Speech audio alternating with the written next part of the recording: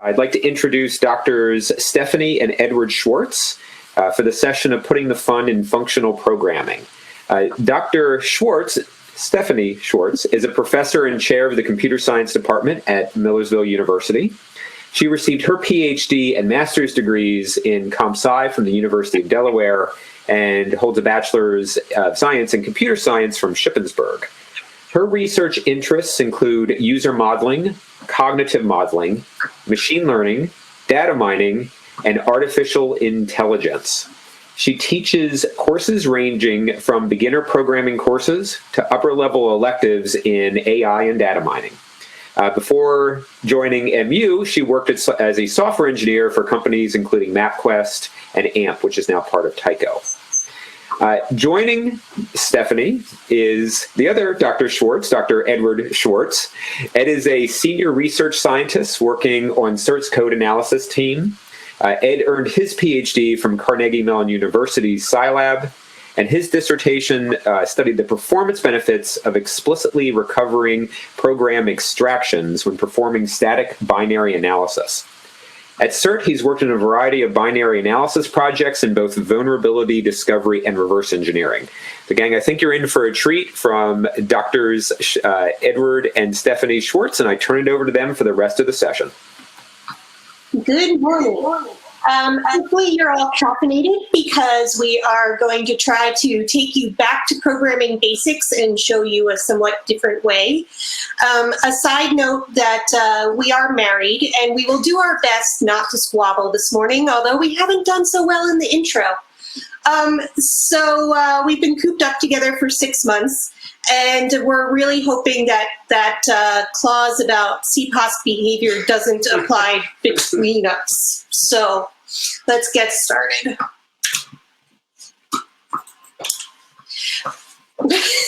Good start. All right. So why do we want you to know about functional programming? What you're probably used to is a procedural or imperative approach to programming. And those languages really describe kind of how to do the computations and take it kind of step by step in terms of what you want to happen. Functional programming is a very different programming paradigm where the goal is to describe the desired computation rather than the procedure for how to go about doing it. This difference really lets some computations and programs be super elegant and simple and just a thing of beauty. I hope you agree as you see a little bit more. I teach some functional programming in some of my courses at Millersville. I teach some OCaml and I teach a little bit of Lisp in the AI course. And I often hear my students complain that they're never going to use these things in the real world. And I grant them absolutely that you're probably not going to write programs in Lisp unless you have a pretty weird job. But the paradigm is really important because it has predicted the future of a lot of what we're seeing in imperative languages now. So things like garbage collection first came into Lisp in 1958, was introduced in Java in 95. You see, yeah, you'll do some Lisp programming in Emacs, and that's maybe one of the more relevant pieces. Generics existed in functional programming first, higher order functions, which we'll talk more about, and type inference, which we're starting to see in C++, Java, etc., came out of ML as an original language feature there. So I want to kind of differentiate the two programming paradigms with a short example. So the left-hand side is Java, and we've got two vectors, and the sole purpose of this code segment is to take the vector containing 1, 2, 3 and create a vector with the doubles of those numbers. So you'll see me kind of going through the loop and iterating over the elements and things in Java. In OCaml, that can be done as simply as one line of a map, all right? And that line probably looks pretty weird to you to start out with. By the end of this talk, you'll understand that a lot more. So although I'm sure you're completely impressed by that example, and now you're convinced that you want to program in OCaml, some of you may still be on the fence and be like, okay, cool, but I really don't want to write all of my code in OCaml or Haskell or Scheme or Lisp or Clojure or whatever. That's fine. We're going to show you some of the OCaml examples, but our real point of this is that a lot of these features from these languages are appearing all over the place in your mainstream languages. But we're trying to kind of take you back to your roots, the roots of these features, so that you understand their origin better, and then you can employ them in your kind of daily programming practice. So although I don't have to program in one of these languages, we're about to show you how. I lie all the time to my students too. It's okay, just get used to it, it'll be all right. So fundamentals of functional programming, what do we want you to know? The first idea is that everything is an expression that evaluates to a value. This is very different than imperative languages. The second is the idea of immutability. And the third is that functions are first-class citizens. So I'm going to walk through these in a little bit more detail. In imperative or mutable programming, we have commands or statements that specify how to compute by destructively changing a state. So a really simple example is y equals y minus 1. In that command, we're taking the value of y in the state of our program, and we're changing it to decrement it by 1. And the other thing about mutable programming is that functions and methods have all kinds of side effects. So aside from just returning a value, which is the pure functional way, functions can also, increment non-local variables, change parameters, all these things that are happening in other ways other than the return value. And in functional programming, that doesn't happen. So in immutable programming, there are no variables. And I understand that seems a little scary. So I kind of want to explain how that happens. So everything is an expression, and expressions don't change value. So variables never change value, and so I really don't call them variables. I usually call them symbols, because variables should vary. And in immutable programming, functions never have side effects. What you see is what you get.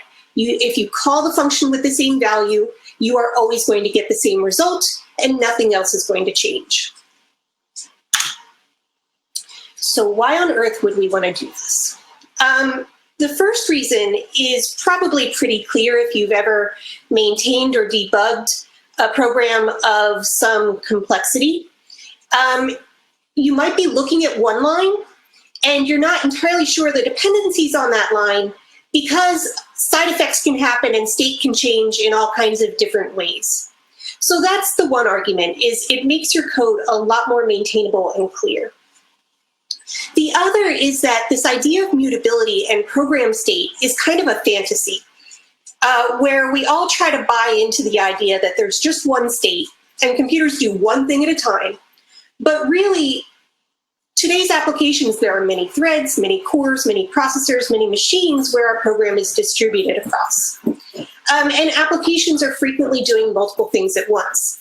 So by using immutable programming, we can get some really elegant concurrent or parallel solutions to things that we have to work really, really hard to do in imperative languages.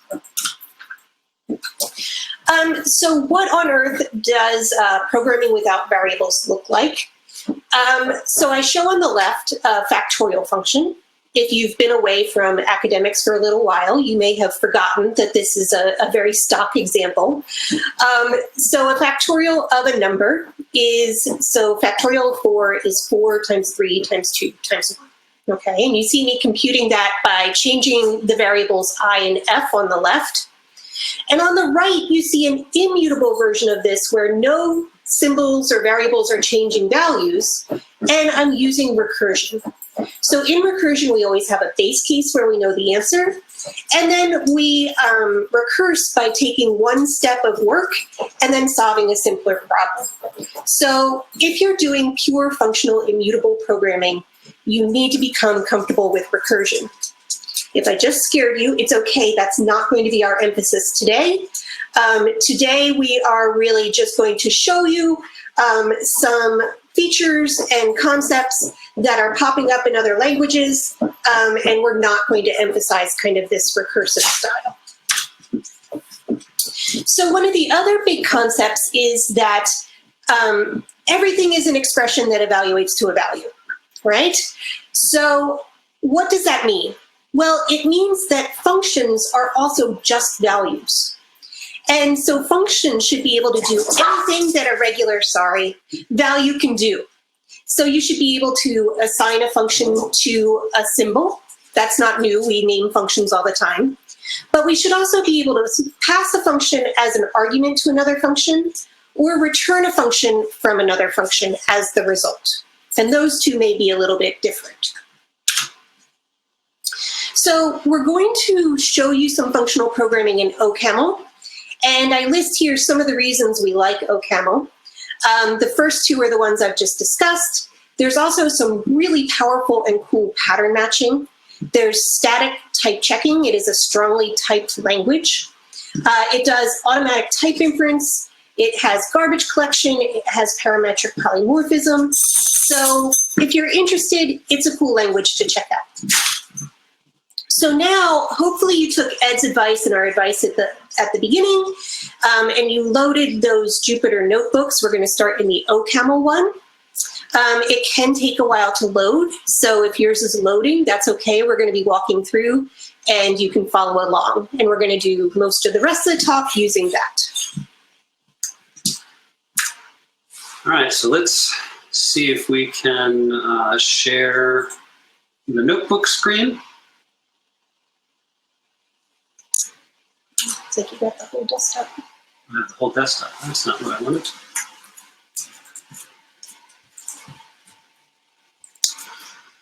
Sorry, just a second here. While I'm doing this, I want to apologize for our dogs. We have 4 of them that are all in here with us, and they are usually difficult to keep under control.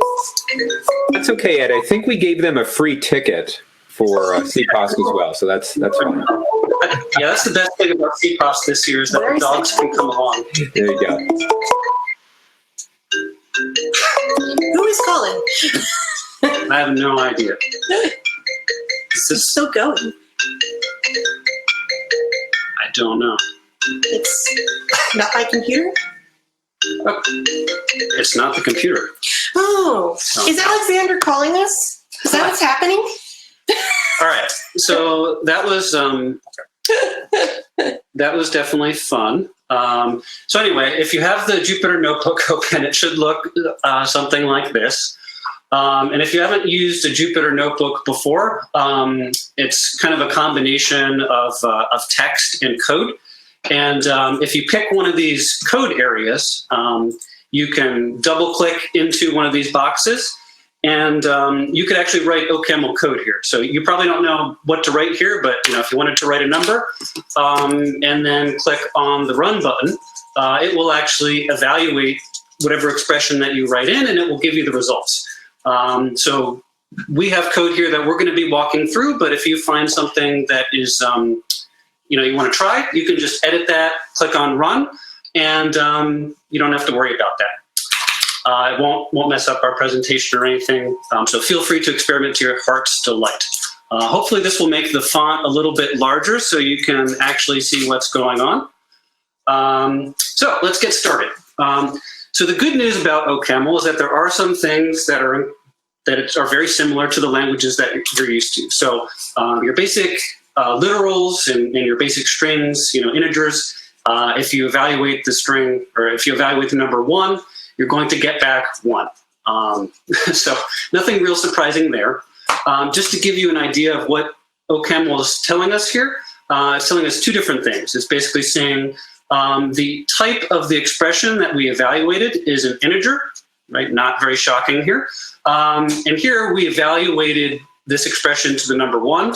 Again, that's not very surprising here because we're just evaluating a number. But as we look at more complicated expressions, that'll be more useful to kind of see what OCaml is evaluating these different expressions to.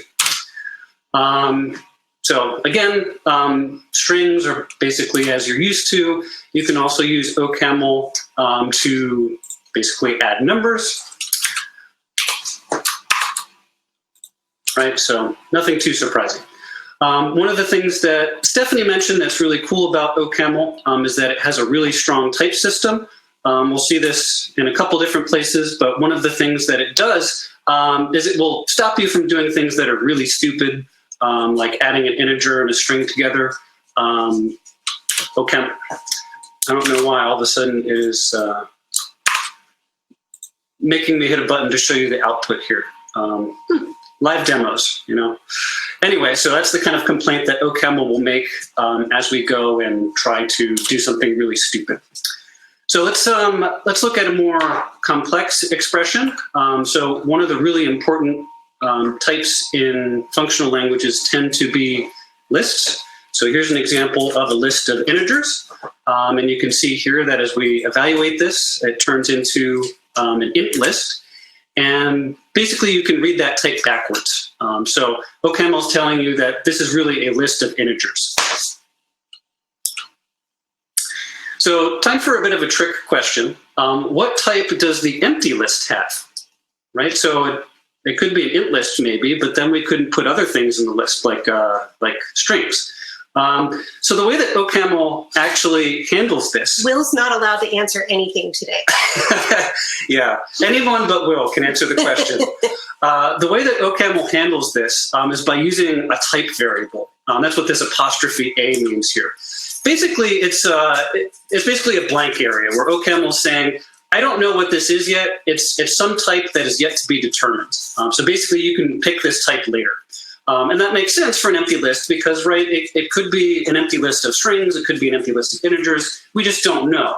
And so this is how OCaml handles polymorphism, is by using these type variables. And this is actually something that's called parametric polymorphism, and is a pretty neat feature of OCaml. And yeah, it's a placeholder. You can view it kind of like a parameter where A means everything that has A filled in needs to be the same type. B, if it does B, those all need to be the same type. You'll see a little bit more. Yeah, we'll see more examples of this. So obviously in functional languages, functions are really important. So let's talk about those a little bit. So here's some syntax for defining a function in OCaml. And the syntax is basically fun arg arrow 42. And what this means is we want the function that's going to take an argument that's called arg, and it's going to compute and return the expression 42, okay? So if you look at what OCaml is responding with, it's saying our type here is this kind of weird looking thing, type variable A, arrow integer. And OCaml is basically just saying, hey, this is a function type. It's taking this placeholder type again. And the reason for that is because in our function, we're returning 42. So we're not actually using the argument. So essentially, it doesn't really matter for the type of the function. The other thing that's a little bit funny here that you might not be used to is that this function doesn't have a name. So it's anonymous. A lot of functions call this ability to make these anonymous functions lambda functions. And this is something that tends to be pretty useful in functional languages. But for now, let's give our function a name. We'll call it myFun. And the way that we give an expression a name, or a function a name, since a function is an expression, is we use the let binding. And so we basically say let myFun equals that function expression we had. And basically all that's saying is take the expression and give it the name or the symbol that we are asking, in this case, myFun. So if we now ask OCaml to evaluate the expression myFun, we'll get back the same expression, the same function that we declared, which is that function that's always going to return 42, no matter what we pass to it. So in OCaml, the way that you evaluate a function on an argument is you just put a space and then the argument. So here we're saying evaluate my fun on the argument 0. As expected, we get 42. And here we get to see this polymorphism again. We can give it a floating point number. We're still going to get 42. We can give it a list of strings. We're still going to get 42. And so this is the parametric polymorphism kind of showing you its strength here. There's also a shorter way to write functions because that's such a common operation in programming. And most of the time we do give functions a name. So if you want to define a function and give it a name, you can actually just say let the function name and the argument equals the expression that you want that function to return. So this is another way that we can write the function that just always returns 42 and it ignores its argument. So let's look at a couple examples here.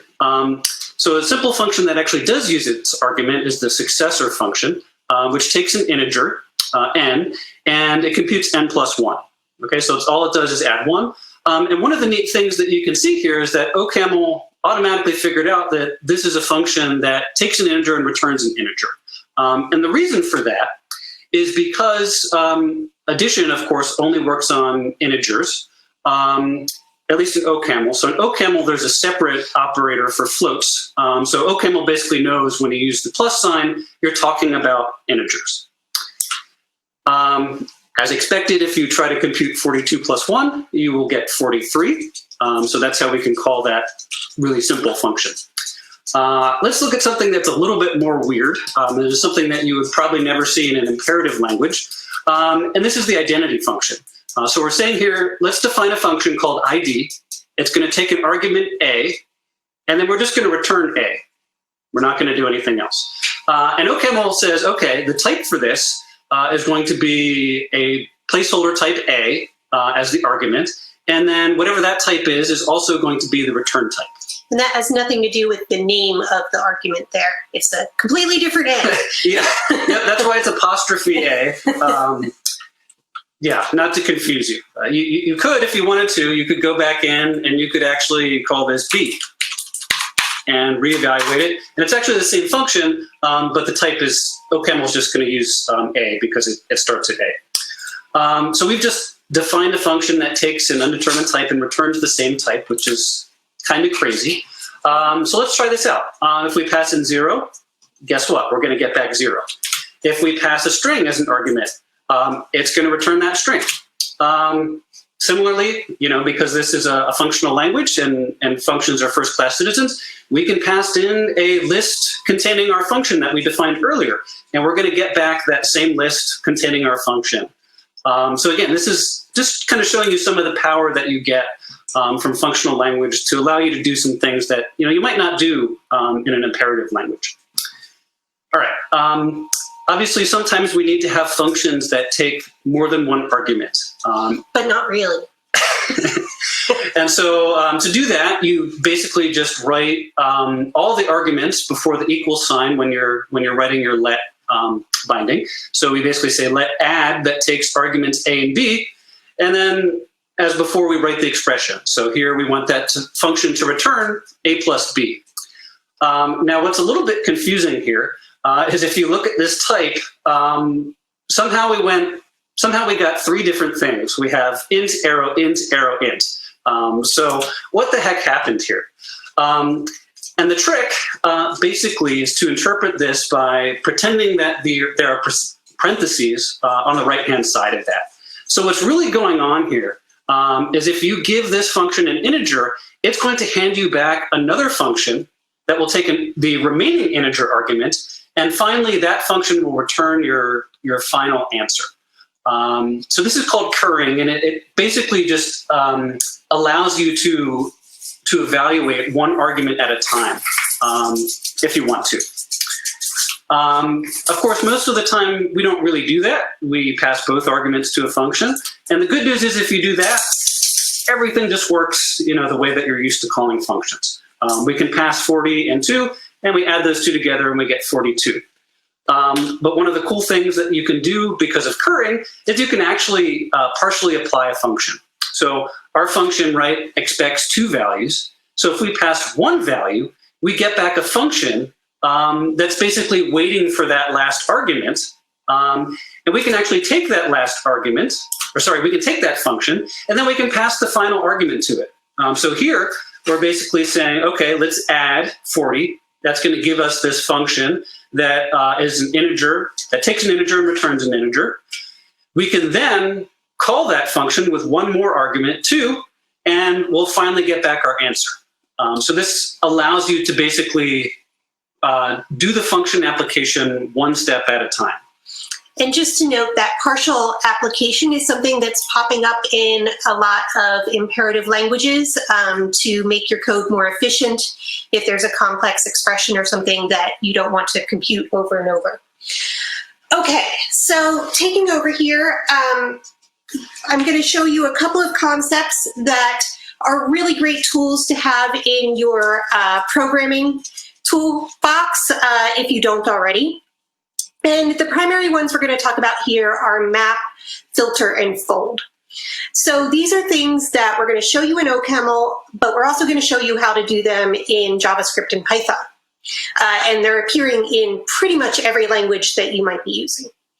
So the idea of map is you have a bunch of values and you want to do the same computation or processing with every single one of those values and get all of the results. In an imperative language, you're automatically going to think loop. I need to iterate over those values and do each thing. In functional programming, you think map. All right, and map is a higher order function because it takes a function as a parameter, and then it applies that function to every value in the list, gives you back a list of the results. So the results will always have the same length of the list of the original lists that you start with. So let's look at a few examples. So here we're saying I'm going to set the function add42 to be, take in an argument x and take x plus 42. So now if for some mysterious reason I want to add 42 to every value in a list, I can do list.map, pass in the function I want to apply, the list of values that I want to apply it to, and I will get back the list of results. So 43, 44, and 45. We can also do this without giving a name to that kind of dumb function. Maybe we don't want add 42 in our namespace, okay, cluttering things up. So we can call list.map and use the lambda function syntax to do that anonymously. We get the same results. Okay, here's a slightly more useful function probably. We're going to square a number. So we name our function let square x equal x times x. And if we map that square function over the list 0, 1, 2, 3, 4, you can see that we get the list containing all of those squares. So we're doing some really powerful computation that in an imperative language would normally take you, 10 lines to write. We're doing that in one line, okay? All right, we can also do that repeatedly. So if I want to square the squares, that's just one more line. And actually I could do that all in one line. And you can see us kind of reapplying that. Another useful function is filter. This is, again, a higher order function because it takes a function as a parameter. And what filter does is it takes a function that has to return a Boolean. So the function we pass in here returns true or false. And we take in a list of values and we apply the function to every value in that list. But we only return those values where the function evaluated to true. Okay, so this would be like, I have this bunch of values, tell me all the values that satisfy some condition. That's when you use a filter. Yeah, map is fabulous. Fold is also terrific. We're going to look at that. Okay, so let's look at a few examples of filter. So here I define a function is positive, and I simply evaluate the expression, is that value greater than 0? That is a Boolean expression, so it returns true or false. And if you're still awake and caffeinated enough, you can probably look at the list of numbers, -2, -1, 0, 1, and 2, and know that only 1 and 2 are greater than 0. So those are the values we get back. Similar example is even.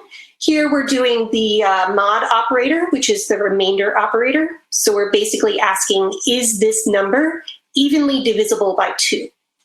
And we go through this list of numbers 1 through 10. And as you can see, we get back the list of the evenly divisible by 2 numbers, the even numbers. Okay, our favorite functional list operation is folding, and we agree on that. So the intuition of folding is that you can take some operator, apply it over a list, and combine all of those values down to one value. All right, so you're folding a whole bunch of values down to 1. An easy way to think about this is with addition. So normally we think of addition as a binary operator. We take 3 plus 2, we get 5. But it's also easy to think about applying addition across a whole bunch of values. So if we had 1, 2, and 3, and we applied addition across the whole list, we would accumulate the value of 6. So OCaml gives us a function that does this kind of in one pass. And what we're taking in here for add, we're defining an add function that takes in 2 numbers, n1 and n2, and simply adds them together. So if I have my fold left operator here, and I am calling my add function, I'm initializing the operation at 0, and I'm passing in the list. So what happens here is I'm going along, and I started at 0. That's what this argument here is, all right, in the fold left call. So I take the first value in the list. 0 plus 1 gives me 1. I take that, I add 2, all right, so now I have 3. I take that, I add 3, I get 6. I take that, I add 4, I get 10. Add Horner's rule? I'm not familiar with that, actually. Okay, so now the key piece here is actually that the first argument in the function, that n1, is an accumulator. So we're not simply taking, we are taking 2 numbers and adding them together, but what fold left is doing is always passing that first argument is the accumulator we've gotten so far. So here I'm showing multiplication. We're doing a product. And what we're doing is we are taking in 2 numbers again, but here I've named that first one accum to make it clear that that is actually an accumulator. And now we need to start the operation, the accumulation, at 1, because of course if we use 0, we're just going to get back a 0 as our total result. So here we're folding over this, and so we start at 1, and we take the first value 1, and we get 1.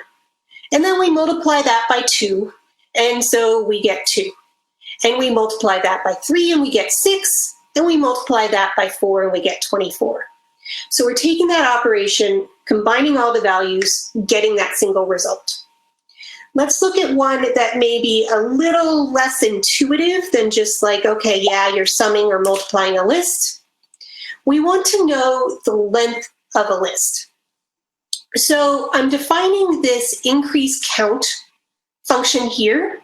It takes in an accumulator and an element because it has to. That's the format that a fold requires. And you're going to just add 1 to the accumulator.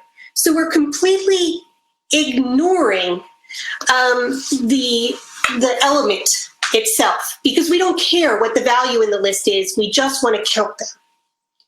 So here we are. Christian's asking, are these built into the language themselves? Will's got it. Yes. So list.map, list.fold left, and list.filter are all in the OCaml standard library. Yes. Okay. So if we're calling that list length across a list of values, we're counting. So we want to start our accumulator at 0.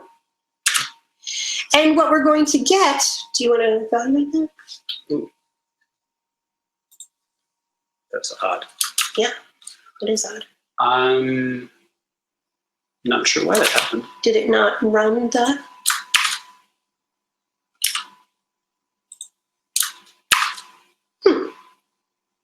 Interesting. That's super weird.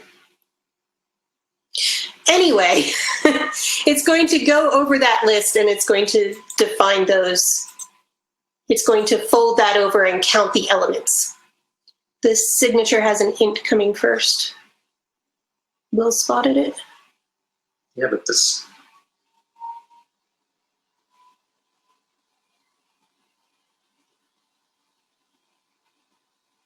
Oh. Oof.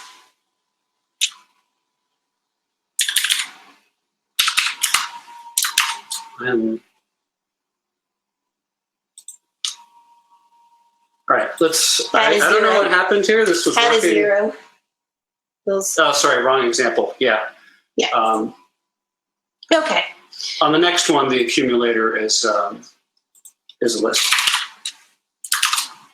Ah. Yeah. I think we actually got rid of the flatten. Yeah, you need red. Okay, sorry about that. All right. And it's not live unless there's errors. yeah, Okay. evaluate that one too. All right. That's really supposed to work. It worked last night, I swear. Okay, so there you can see the list length is 3. What's happening if you call list length on an empty list is that we're never actually calling that function at all. We're just returning the initial value of the accumulator, which was 0. Okay? So, all right, one more fold. And what we're going to do is we're going to use fold to reverse a list. Okay? So here what we're going to do is we're going to construct a list as our result. And we haven't looked at how to do this, but this is a really key operation in functional programming. Because lists are so important, we need to be able to build lists.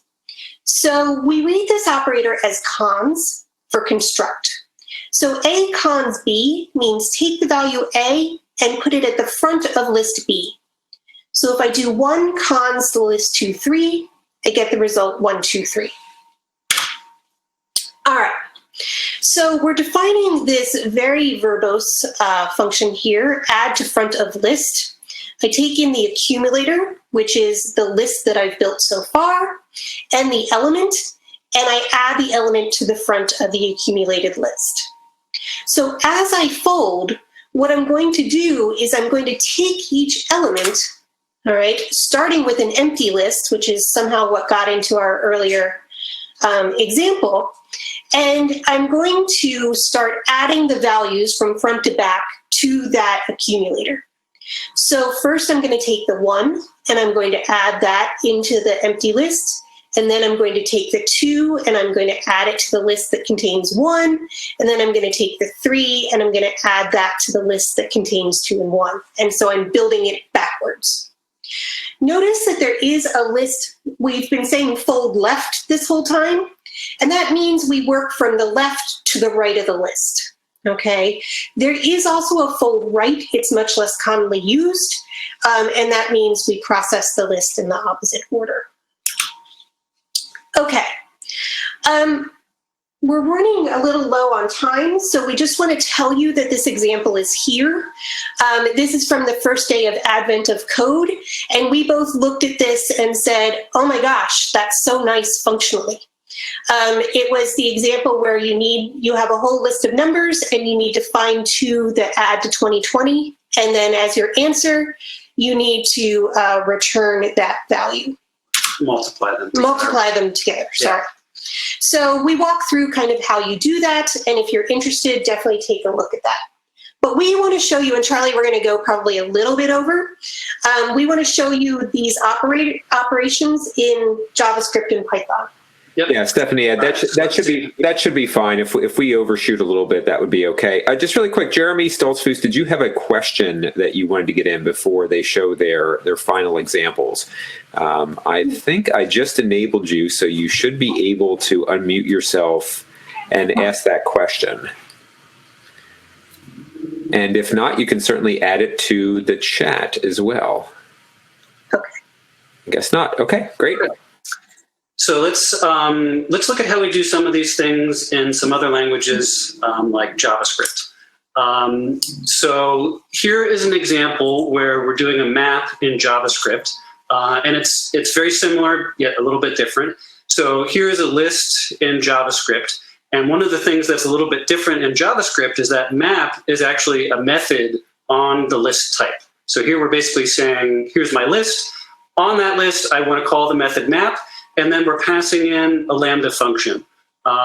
This is just a little bit different syntax than what we saw in OCaml, but this is basically saying the Lambda function that takes argument x and returns x plus 42. So again, this is just a function that adds 42 to whatever number that you're passing in. Filtering is extremely similar. It's also a method that you call right on the list. You also can just pass a Lambda function. So here, this is a Lambda function for filtering out and only returning the positive numbers in this list. And fold is kind of weird in that it has a bunch of different names. So a lot of languages call fold reduce. JavaScript is one of these, and we'll see Python also calls it reduce. As kind of a side note, if you've heard of MapReduce before, Google's MapReduce platform, the map and the reduce are really the map and the fold that Stephanie was talking about. Because they're so powerful with dealing with large data sets and just iterating over them without iterating. And obviously map is extremely parallelizable. But anyway, besides being called reduce and not fold, again, this is a method. This syntax is basically a Lambda function with two parameters. So we have our accumulator. We're also taking the next element. And this particular Lambda function is just adding them together. So this is a sum of the numbers between 1 and 4. And then the 0 at the end is just our initial accumulator. So again, this is just a complicated way of doing sum. I also have kind of an interesting example that I ran into personally recently. I spend a lot of time trying to find good deals on car leases. And I recently found that Volvo has a public API with tons and tons of information about lease parameters. And one of the things that I realized is that they have the interest rate available in this information, which can be kind of tedious to get otherwise. But unfortunately, it's in this giant list of incentives and stuff related to loans. And basically, you have to go through all this structured JSON data. And we have an example here, if you want to go through it, of basically how to go through with all these different requirements and basically search for the interest rate. But again, we don't have time to go through that today because we just want to get through kind of how do you actually use this stuff in examples. So last but not least, we are going to talk about how to do this kind of stuff in Python. And in Python, it's a little bit different. The easiest way to use map and filter in Python is through something called a list comprehension. And so here's an example of, we're going to use map to just square each element.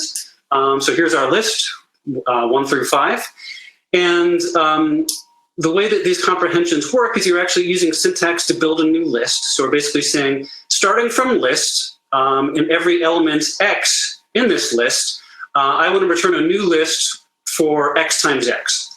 So this is basically equivalent to mapping over x times x. And as you can see, we get the square of the values that we started from here. The second example here is a filter example, and kind of similar to the map example. We're saying, starting with each element x in list, we want to return the values x, but we only want to do that if this particular expression is true. So here we're basically saying if the value is even. So here we're returning 2 and 4, the only even numbers. And of course, the real beauty of comprehensions is that you can actually combine them, which is where you get really, a lot of power in a really succinct form. So here we're saying for every x in the list that is even, I want to return x squared. And so, here we're doing that and we're squaring the numbers. And so we're getting 4 and 16. And obviously, this is a really succinct and nice syntax for being able to do that. Python also has fold, but they call it reduce. It is not, so it's in this func tools module, which is a standard module, but you have to import it manually. Other than that, it's basically the same as folding that we've seen. So we basically pass in the function, we can use addition here, pass in the list that we want to sum and the accumulator, and here we get 15. Of course, if we didn't know about this kind of pre-defined version of addition, we could use a lambda function. This is basically how you say the function that adds two numbers in the lambda syntax in Python. And obviously we get back the same result there. So kind of the point here is that, even if you don't spend your days coding in a functional language, these concepts, really are available in a lot of the languages, that you're using on a daily basis. We didn't talk about them, but Java has the streams API. C++ has a new range API, and the adapters are basically allow you to do these operations. So hopefully we gave you a new way to kind of think about how to code a little bit in a functional way. And we hope that you can take this and use it kind of in your everyday toolbox for programming. So thanks a lot. And if anybody has any other questions, please ask in the chat or request to share your screen. And if you have time, take a look at some of the examples in the notebooks that we didn't have time to go through today. Yeah, Kevin, I haven't played with Rust, but it's also on my list. And Christian put some nice resources for functional programming in JavaScript in the chat, so be sure to check those out. Mm-hmm. And sorry for the slight overage. Yeah, the iPad at one point was ringing underneath the laptop, and we're staring at the laptop. Yeah, stacks of technology cause issues. Yep. Well, Team Schwartz, we really appreciate you working this out with us. Again, this is a brand new platform for everybody at CPOSC, not only the presenters but also the staff. So just getting used to obviously a virtual presentation is new for many. So certainly appreciate your time today. Excellent talk. Lots of good information. We definitely appreciate your time. I know how much time it takes to put together an excellent talk, and you certainly exceeded expectations this morning. So thank you again for your time and attention. Thank you to all of our participants. And that is a wrap for this session. Take care, all. And we'll hang here if there's any questions too. So great. Thanks again, gang. Thanks, Charlie. Does look like there's one. So are list comprehensions faster compared to a for loop? I assume that's about Python in particular, and I don't know the answer to that off the top of my head. One of the downsides to functional programming can be that the equivalent in functional programming, not always, but it can be slower. Well, it has a lot to do, I was thinking tail recursion, but that's kind of a rabbit hole that we probably don't have time to go down. It depends on how you write the code. Yep. in a large sense. What I will say is that you can write highly performant functional code, and you can write non-performant functional code. We'll also mention something that I kind of wanted to mention. We've been talking about list comprehensions, which are all or kind of list.map and so on. These are all eager operations. So another thing that's kind of cool that you can do in this functional style is you can use lazy, basically lazy operations. And so Will's saying in Python you could do that using generators. And basically the idea is that if you don't need to consume all of the elements of the list, you can basically kind of write an implementation of something that can be relatively fast with very little effort. He was squeezing here. Definitely advanced topics. Yep. Rust is also a really interesting language because one of the sources of overhead in functional languages tends to be garbage collection. And Rust is really interesting because it doesn't have garbage collection. So yeah, I don't have much experience with it, but I definitely do want to check that out more. One language I really love is Scala. It's very similar to OCaml and in many of the ways that we showed you, but I think the built-in standard library is really a lot better for kind of practical day-to-day programming.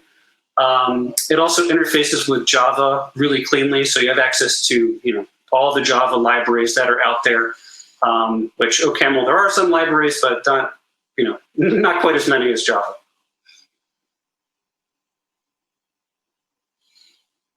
All right. Any other questions? Okay, we'll send you off to your next class. Feel free to, hi, Alexander. Did you make it through the whole thing? That was just fun. I'm really excited to say thank you for the talk. I jumped on and did the video thing because I thought there were no more questions, but now there are. So just sadly sat here. Can you say goodbye? No, I'm not to say goodbye.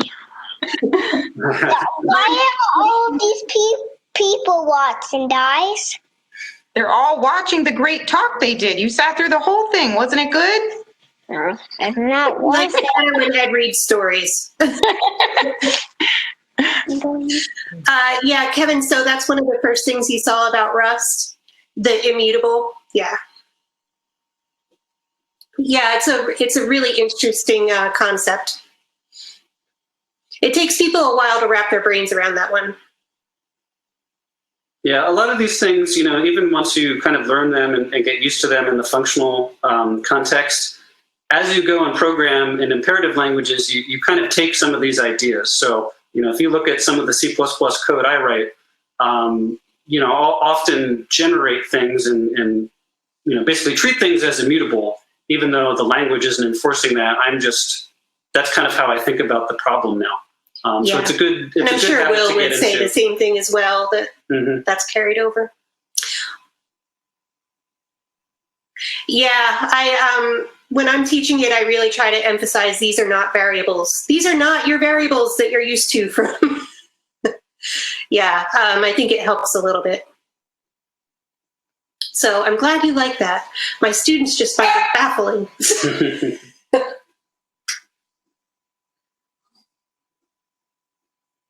Yeah.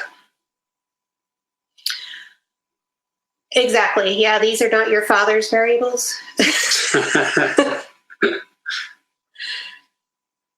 All right. We'll send you guys off. Thank you.